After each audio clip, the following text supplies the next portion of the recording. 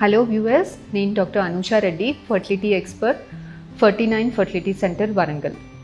ఈ వీడియోలో మనము ప్రెగ్నెన్సీ న్యాచురల్గా రావాలంటే ఏం చేయాలి అన్న దాని గురించి మాట్లాడుకుందాం. ఫస్ట్ నేను ప్రెగ్నెన్సీ న్యాచురల్గా ఎలా వస్తుంది, ప్రెగ్నెన్సీ రావాలంటే ఏ రోజులలో భార్యాభర్త కలిసి ఉండాలి, ఫర్టిలిటీ విండో అంటే ఏంటి, ఎన్ని రోజులు మనం ఈ క్యాలెండర్ మెథడ్లో ట్రై చేయొచ్చు, ఈ ట్రై చేసే పీరియడ్లో మనం ఏమేమి గమనించుకుంటూ ఉండాలి, ఎప్పుడు డాక్టర్ దగ్గరికి రావాలి అన్న విషయాల గురించి మాట్లాడతాను.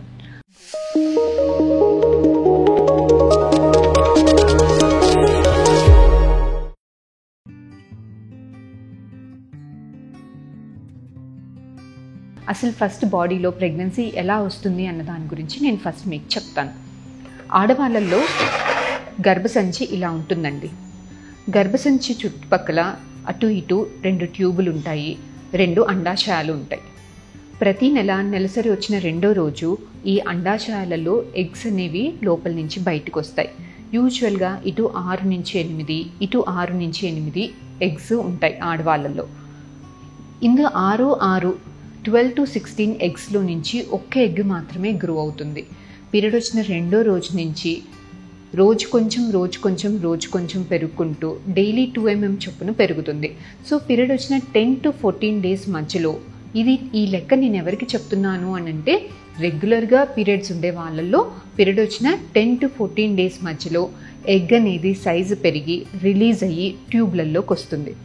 ఆ టైంలో భార్యాభర్త కలిసి ఉంటే కణాలు అనేవి ఈ గర్భసంచి ముఖద్వారంలో రిలీజ్ అవుతాయండి.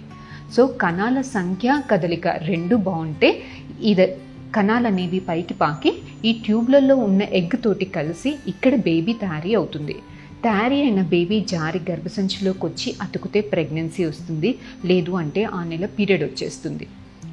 సో ఇప్పుడు మనం గమనించాల్సింది ఏంటి అంటే, ఆడవాళ్ళల్లో రెగ్యులర్గా పీరియడ్స్ వచ్చే వాళ్ళల్లో ఎగ్ అనేది మనకి 10 to 14 days మధ్యలో రిలీజ్ అవుతుంది. యూజువల్గా 28 days సైకిల్లో 14th day రిలీజ్ అవుతుంది. అదే 30 days సైకిల్లో 16th day, అంటే 30 - 14 ఆర్ 28 - 14. ఒకవేళ మీకు 32 రోజులకు ఒకసారి వస్తుంది అంటే -14 వేసుకోవాల్సింది ఉంటుంది. సో ఎగ్ అనేది రిలీజ్ అయ్యాక ఎక్కువ కాలం బతకదు, 12 to 24 hours మాత్రమే బతుకుతుంది. కణాలు 48 to 72 hours బతుకుతాయి. సో ఇవన్నీ పరిగణలో పెట్టుకొని రెగ్యులర్గా పీరియడ్స్ అంటే రెగ్యులర్ సైకిల్స్ అంటే 28 నుంచి 32 days మధ్యలో పీరియడ్స్ వచ్చే వాళ్ళల్లో పీరియడ్ వచ్చిన 10th నుంచి పీరియడ్ వచ్చిన 10 to 20 days మధ్యలో భార్యాభర్త కలిసి ఉంటే ప్రెగ్నెన్సీ రావడానికి అవకాశం ఎక్కువగా ఉంటుంది. కానీ ఇక్కడ గమనించాల్సింది ఏంటి అంటే, పీరియడ్ వచ్చిన 10 to 20 days మధ్యలో కలిసి ఉండండి అమ్మా అని మేము చెప్తే యాంగ్జైటీ వల్లనో ఇంకా ఏదైనా స్ట్రెస్ వల్లనో సరిగ్గా కలవలేకపోతారు. సో ఏం చేయాలి అని అంటే, భార్యాభర్త ప్రతి ఆల్టర్నేటివ్ డేస్ కలిసి ఉండేటట్టు ప్రయత్నం చేయండి. సో ఇలా ఎంతకాలం అని ట్రై చేస్తాము ఈ క్యాలెండర్ మెథడ్లో అంటే, క్యాలెండర్ మెథడ్ ఎవరికి పనికొస్తుంది అంటే రెగ్యులర్గా పీరియడ్స్ వచ్చే వాళ్ళల్లో మనం ఈ క్యాలెండర్ మెథడ్ వాడుకోవచ్చు, ఫర్టిలిటీ విండో అది వాడుకోవచ్చు.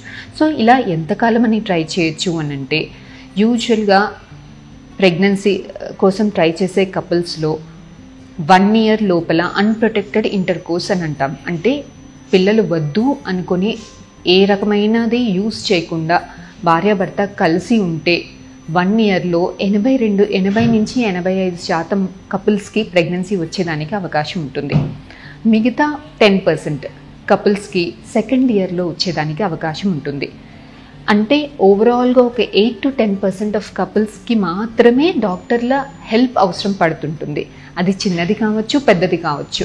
సో ఇక్కడ మనం గమనించాల్సింది ఏంటి అంటే, 80 to 90% of the couples 1 to 2 years మధ్యలో రెగ్యులర్గా అన్ప్రొటెక్టెడ్ ఇంటర్కోర్స్, ఈ ఫర్టిలిటీ విండో ఏదైతే ఉందో, ఫర్టైల్ పీరియడ్ ఏదైతే ఉందో అలా పాటిస్తే యూజువల్గా 90% కపుల్స్కి ప్రెగ్నెన్సీ రావడానికి అవకాశం ఉంటుంది.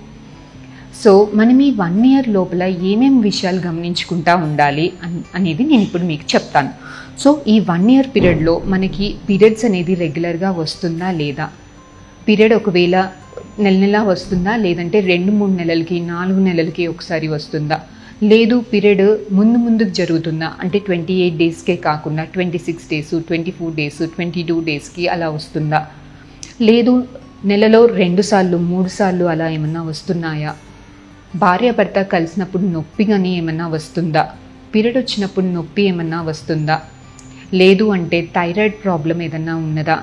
బరువు పెరుగుతున్నామా అన్నది గమనించుకోవాల్సింది ఉంటుంది.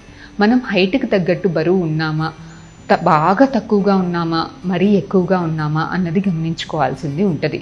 ఏమన్నా థైరాయిడ్ ఇష్యూస్ ఉన్నాయా? లేదు నేను చెప్పినట్టు పీరియడ్స్ సరిగ్గా వస్తున్నాయా? పీరియడ్ వచ్చినప్పుడు నొప్పి ఉందా? భార్యాభర్త కలిసినప్పుడు నొప్పి ఉందా? ఈ 1 ఇయర్లో మనం ఏమేమి గమనించుకుంటా ఉండాలి అని అంటే, పీరియడ్స్ మనకి రెగ్యులర్గా వస్తున్నాయా? ప్రతి 28 to 32 డేస్ మధ్యలో పీరియడ్ వస్తుందా? లేదు అంటే మనకి పీరియడ్ 2-3 నెలలకు ఒకసారి ఏమన్నా వస్తుందా? 3-4 మంత్స్కి రెగ్యులర్గా ఏమన్నా వస్తుందా? లేదు పీరియడ్ ముందుకి ఏమన్నా జరుగుతుందా? అంటే 26 డేస్కి, 24 డేస్కి, అలా 22 డేస్కి, 20 డేస్కి ఒకసారి వస్తుందా? లేదు అంటే నెలలో 2-3 సార్లు ఏమన్నా పీరియడ్స్ వస్తున్నాయా అన్నది గమనించుకుంటా ఉండాలి. లేదు పీరియడ్ వచ్చినప్పుడు బాగా నొప్పి ఉందా? భార్యాభర్త కలిసినప్పుడు ఏదన్నా నొప్పి ఉందా? ఇంకేమన్నా ఇబ్బందులు ఉన్నాయా? కలవడంలో ఏమన్నా ఇబ్బందులు ఉన్నాయా?